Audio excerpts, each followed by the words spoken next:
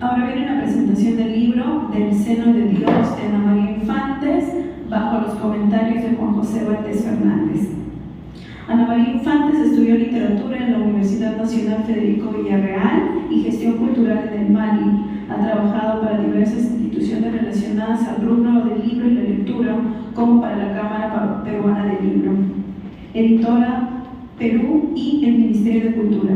En 2023, junto a sus compañeros de la maestría en escritura creativa de la Universidad Nacional Mayor de San Marcos, publicó las antologías Perdimos la Palabra y Árbol en Tierra Ajena.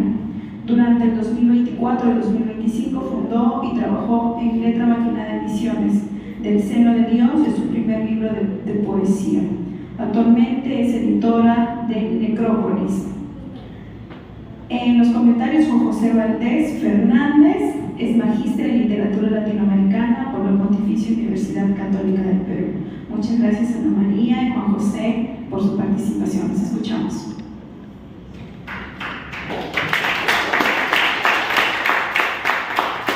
Buenas tardes con todos, muchas gracias por el espacio, a la universidad y también por la gestión y el trabajo que viene organizando el Movimiento Cultural Lima Norte. Es muy grato estar en este segundo encuentro con todos ustedes.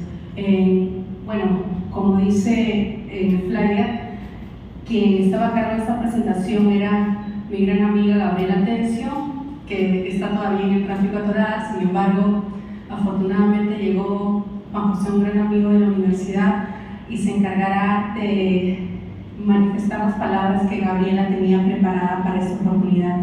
Sin más, les dejo en oídos de Juan José y espero que disfruten la presentación. Gracias por estar aquí. Hola.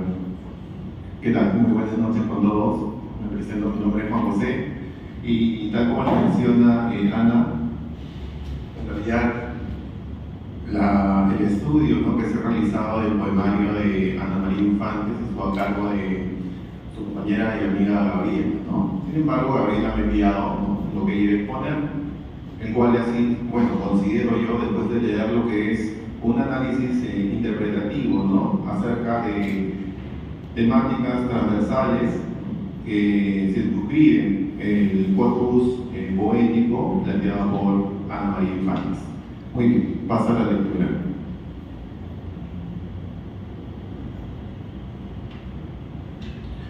Hay libros que no se dejan leer desde la superficie, libros que exigen otra forma de atención, casi otra forma de respiración.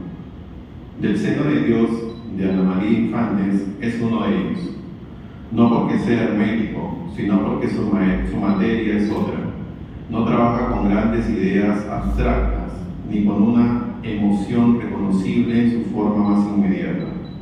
Trabaja con algo más incómodo, con restos, con fluidos, con alimentos, con migajas, con aquello que nutre al mismo tiempo. Se agota. Me gustaría proponer una lectura.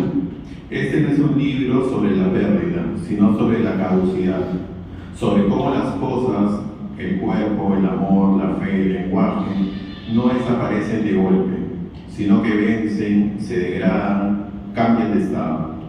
El libro está organizado en 3 partes: del seno de Dios, seres de salvaje oficio y el abandono del sol.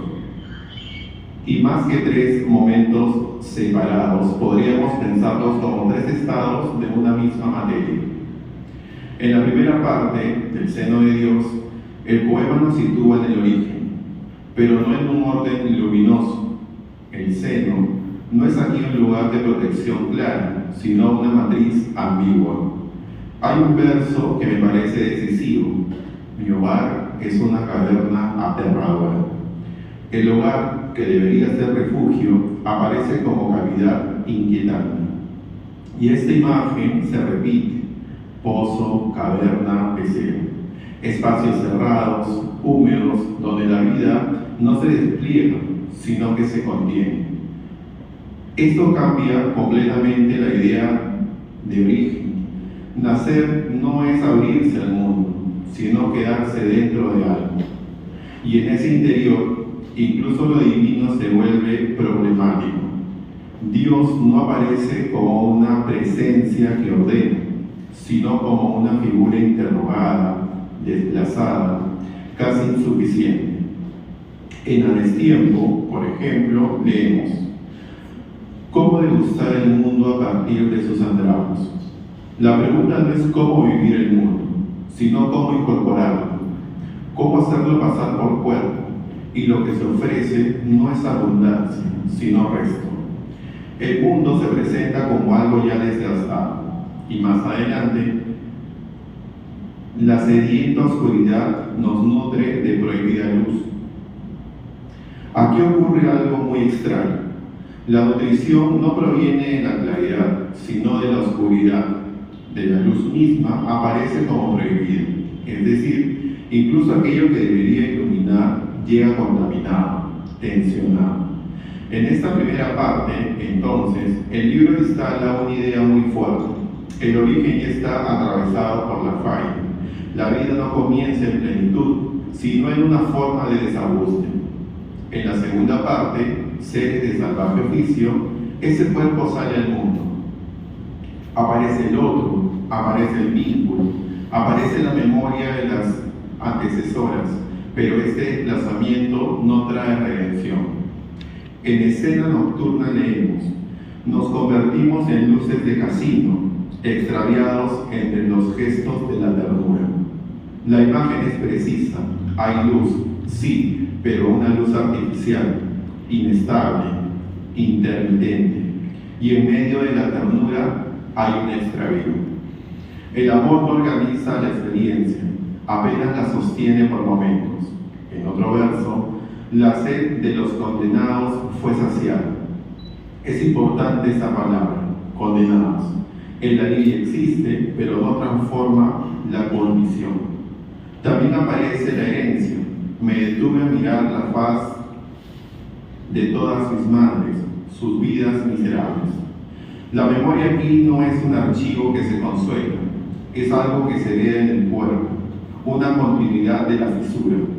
Pero creo que lo más potente de esta segunda parte es la aparición explícita de lo que podríamos llamar una economía de los restos. El libro insiste en las migajas, en lo mínimo, en lo que queda después de haber sido consumido. Se habla de la tragedia de las migajas, y en otro momento, con una claridad casi brutal, todos los alimentos tienen fecha de caducidad. Este verso es clave para entender todo el libro, porque desplaza la idea de nutrición. Lo que alimenta no es eterno, lo sostiene, vence. Y si pensamos esto más allá de lo literal, entonces el amor, el cuidado, el vínculo, la fe misma, quedan atravesados por esa lógica. No solo nos nutrimos de algo que está destinado a agotarse. En ese sentido, el libro no trabaja con plenitudes, sino con sistemas que consumen lo que sostienen. Y eso aparece también en lo doméstico. En funeral, por ejemplo, se menciona: he remojado a tus hijos dentro del café, las galletas de soda. Es una escena mínima, casi pobre en sus elementos, pero profundamente inquietante, porque mezcla cuidado, alimento, afecto y extrañeza. Lo cotidiano deja de ser un refugio, se vuelve el lugar donde la pérdida se procesa en pequeña escala, donde el duelo ya no tiene grandes gestos, sino acciones mínimas, repetidas, casi absurdas. Y entonces llegamos a la tercera parte, el abandono del sol. Aquí el libro da un paso más radical. El sol, que podría leerse como fuente, como centro, como aquello que ilumina, se retira. Y lo que queda en un mundo que empieza a perder consistencia. En transición se dice: mi cuerpo se ha de desmembrar, y luego ya amanece, mi cuerpo me ha abandonado. Esto es muy fuerte. No es el sujeto quien abandona el cuerpo, es el cuerpo el que deja de sostener.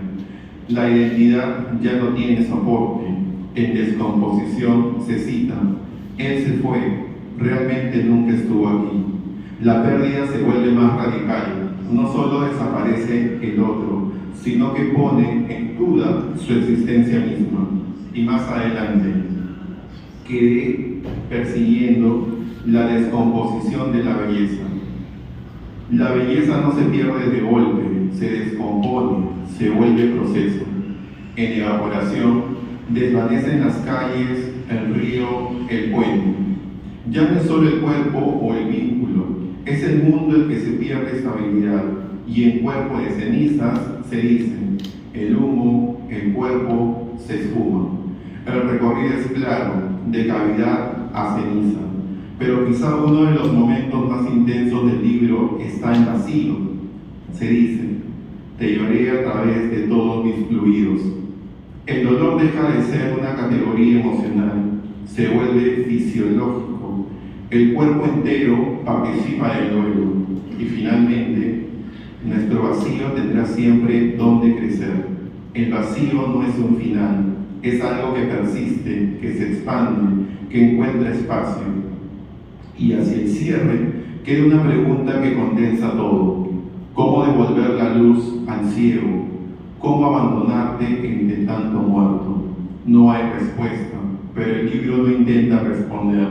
Lo que hace es acompañar ese estado, y creo que ahí está su potencia. Del seno de Dios no propone una superación de la pérdida, ni una reconciliación con el mundo. Propone algo más difícil, sostener la experiencia cuando lo que nos nutría ha comenzado a caducar. Sostenerla cuando solo quedan migajas, cuando el cuerpo cambia de estado, cuando el lenguaje ya no alcanza, pero insiste. Por eso, más que un libro sobre la pérdida, es un libro sobre lo que sigue existiendo después, sobre cómo la vida se reorganiza a partir de sus restos, sobre cómo la poesía, en lugar de reparar, acompaña este proceso, no como consuelo, sino como forma, como existencia, como huella. Muchas gracias.